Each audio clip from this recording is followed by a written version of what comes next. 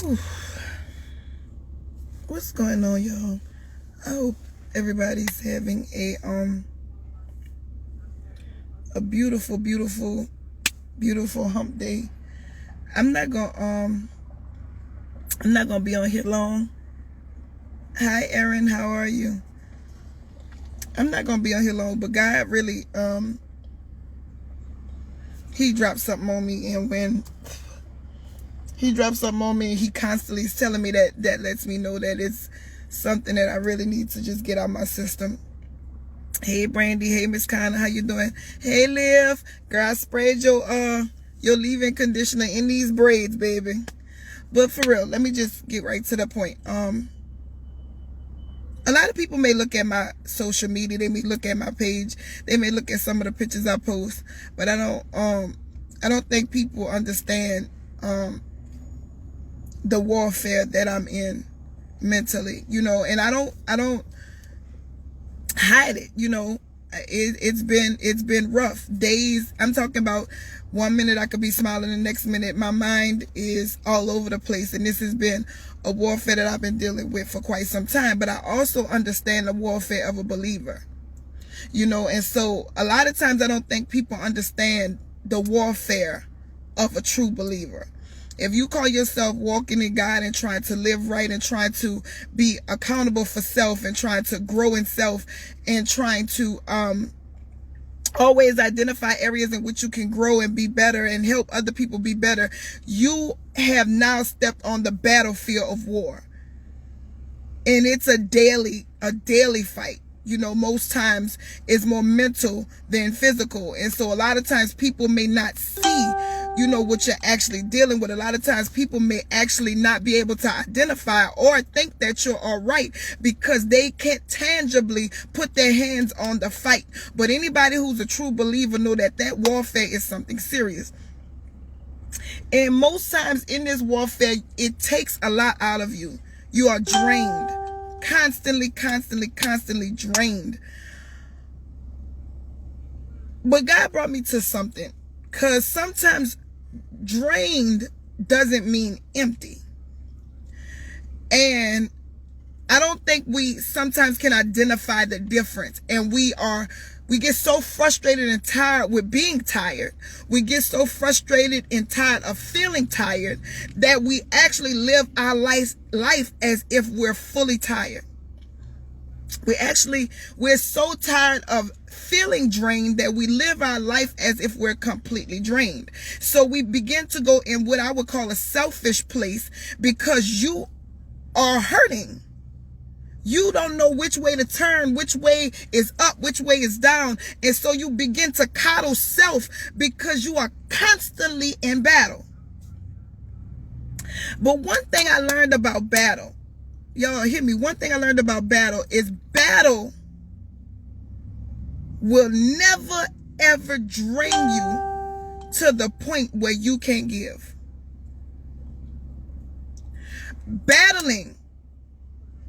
What's going on, Rodney? Tiffany, I see y'all coming in. I think Yvette came in. What's going on, Mel? Battling will never drain you to the point where you can't give. God will never take everything from you where you are going to be able to walk in complete selfishness, even when you want to. Tamika, I need you to listen to me, baby. Hey, how you doing? Because I seen you join. Listen to me.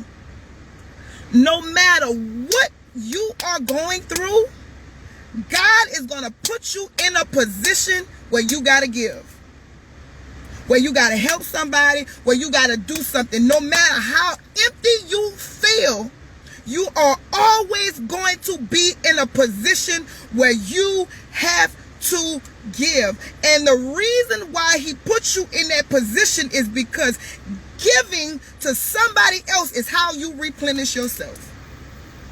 And I'm saying this to myself because I'm so frustrated with God putting me in a position that I have to constantly be there for people when I don't realize that is how he's refueling me.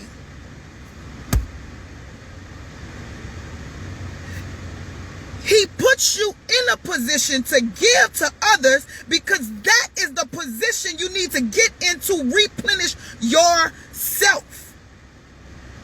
See, you don't get for self by giving to self. You get for self by being selfless. And I had to go back and look at my life and say that God has always given to me, because I was always willing to give to somebody. Even when I didn't want to, even when I was tired, even when I didn't feel like I had nothing to give, he said, give anyway, and watch how I give back to you.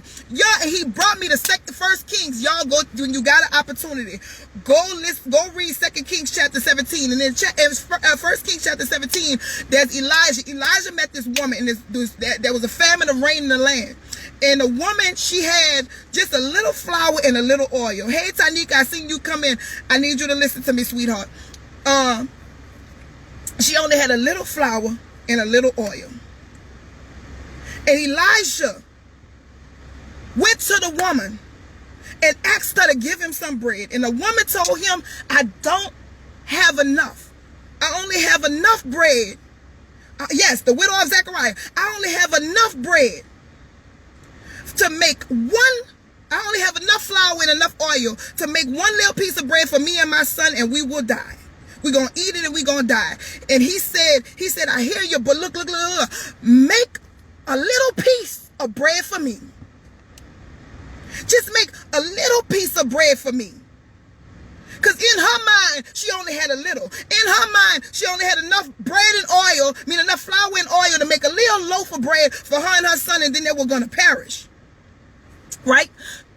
But Elijah said, make a little piece for me. And she went home with the little oil and the little flour she had and made a loaf of bread, but she made a little bit for Elisha. And from that day, the Bible says that she will never be without flour and she will never be without oil, because she had enough out of her little to give somebody else. She was obedient. Listen to me, my God. I cry every day, y'all. I need y'all to hear me. Oh my God. I cry every day, because the warfare was going on in my mind for the devil trying to take my life. It's not easy. But I still have to pray for people. I still have to listen to my family's problems. I still have to get on social media and give to myself, because God said, Bridget, when you give, I'm going to take care of you. When you encourage somebody, I'm going to encourage you. When you refill somebody, I'm going to refill you. See, people look at you and people think, oh, she must be doing better. But no, I'm making it because I'm giving of myself regardless of what little I think I got.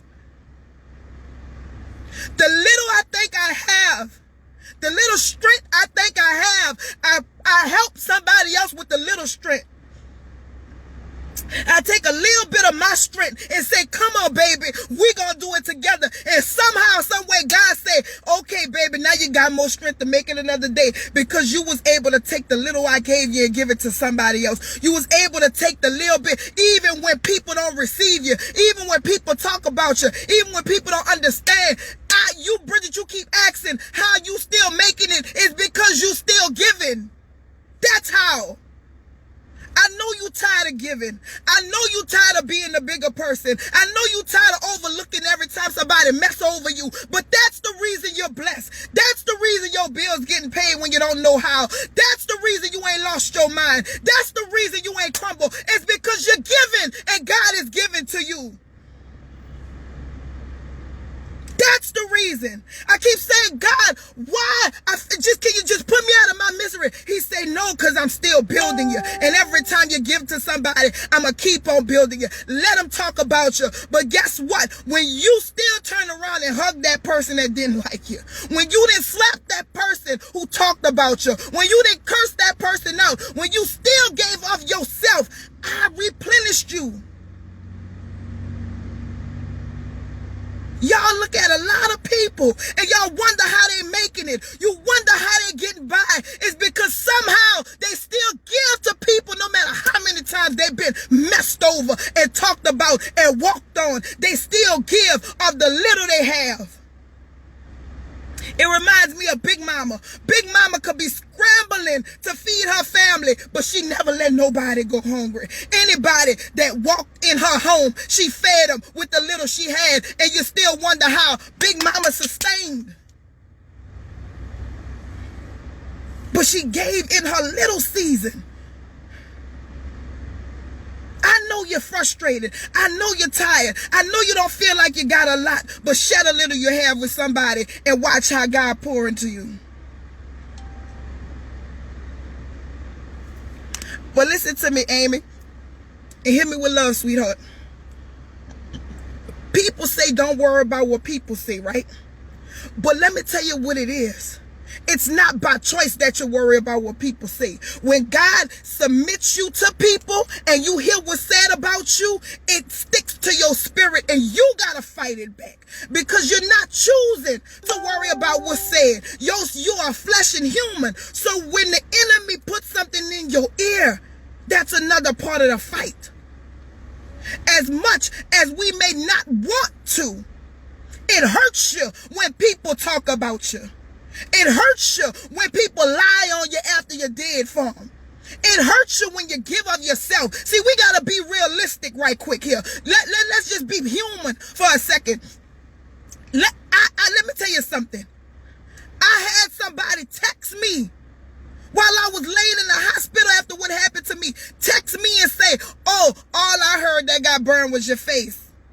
Oh, my life flashed before my eyes.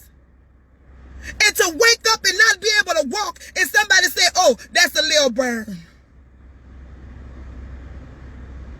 And it broke my spirit. Because people could see what you're going through and put their mouth on you. And as a human, it don't feel good. That's realistic. When you find out the friend who they slept on your sofa, ate your food, you helped them with their kids, lie on you and talk about you and backstab you. I don't know if y'all superhuman, but I'm not superhuman where it don't bother me sometimes. And then God put you right in the face of that very person and he tell you to be still when all you want to do is take your hands and just choke their neck because they have no idea what they did to you. Or they act like they don't care.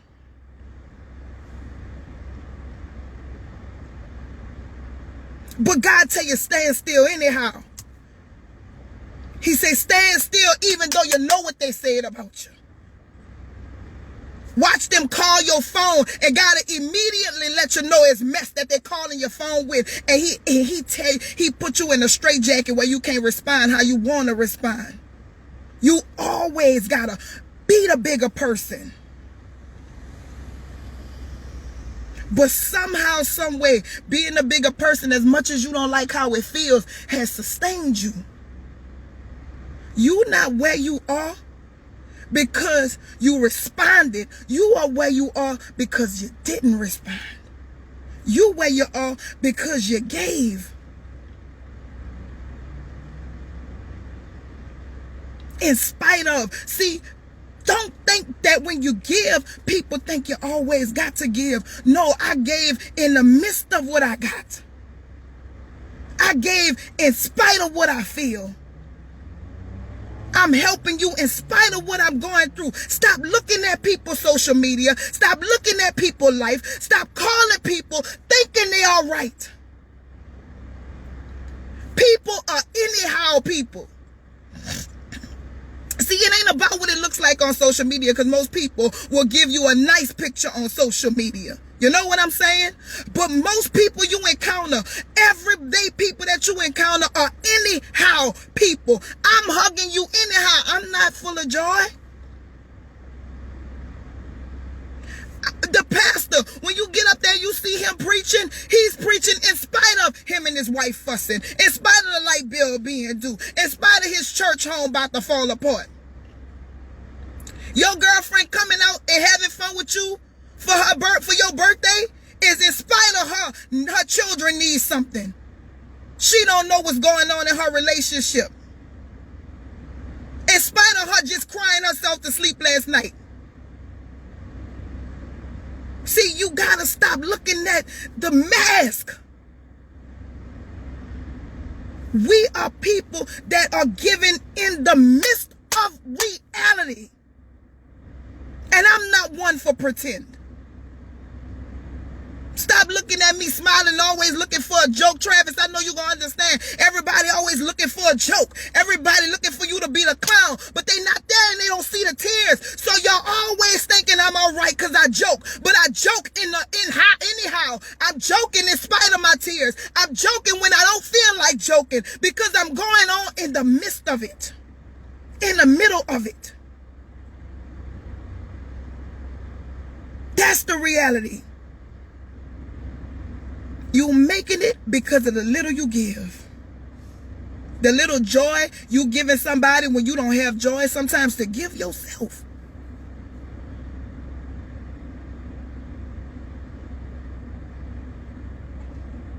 You don't have it to give to you.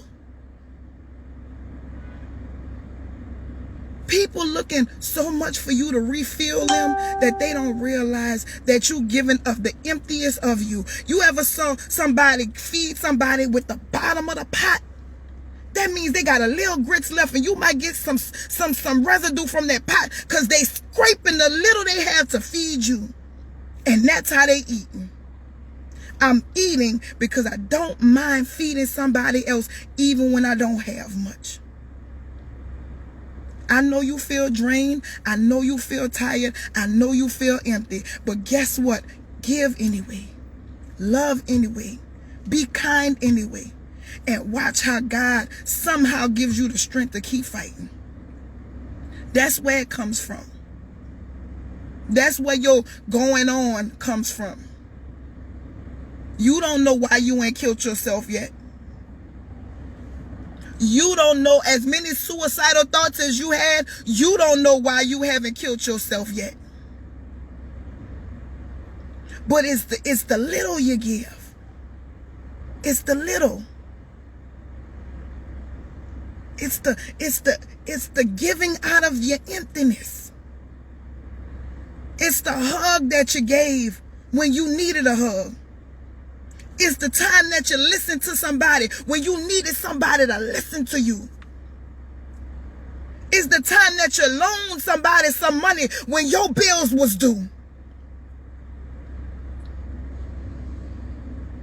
It's the time when you gave somebody a ride when your gas tank was on E. It was in those times.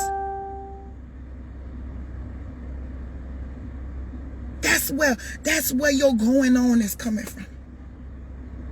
So when you wondering how you still making it, it's because when you gave out of your little. When you gave out of nothing. When you gave when you didn't have nothing to give.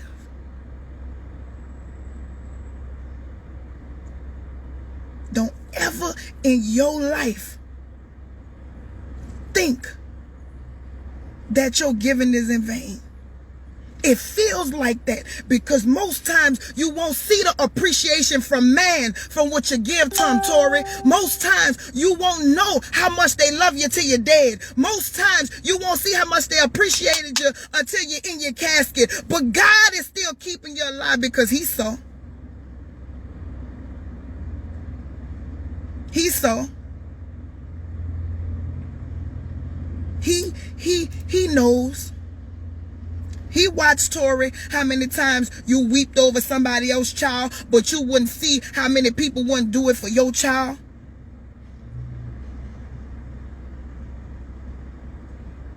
Tamika, He's seen how many times you kept your mouth closed on your truth, trying to keep the peace. He's seen.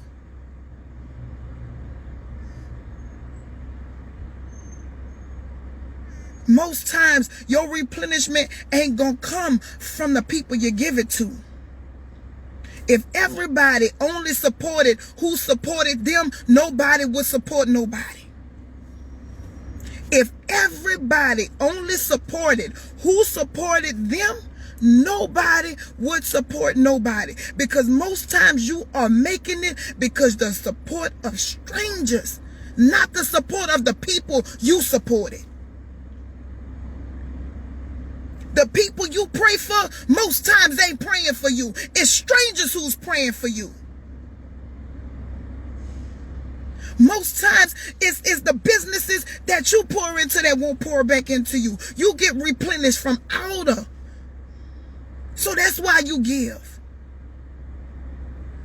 B Speaks have poured into businesses that ain't so much as brought a $5 ticket or bought a t-shirt. But yet B Speaks still is able to operate. Because B Speaks don't stand on who I give to. B Speaks stand on how I give.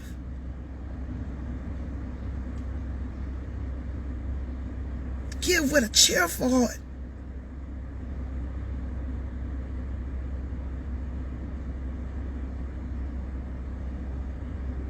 So don't think that at your lowest point you don't have nothing to give.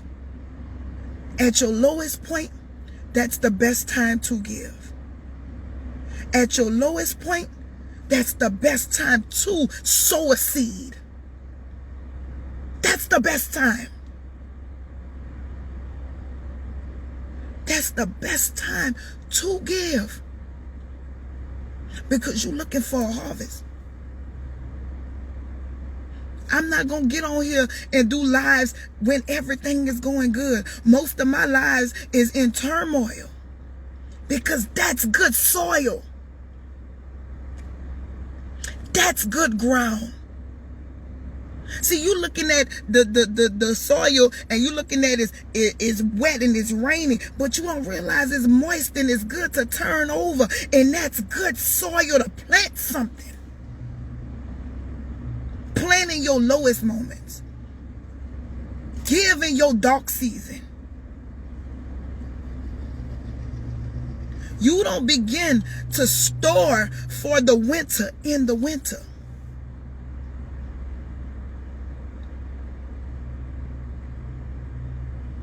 Think about that. Do not continue to beat yourself up for being a bigger person, because that is what's keeping you sustained. I'm learning that. It's not easy. It's not easy to keep giving of yourself, but it is what's carrying you, and it's what's carrying me. So I thank God for my genuineness. I thank God for giving in spite of how I feel. I thank God for fighting on in spite of, because that's why I can still keep going. I love y'all. Peace.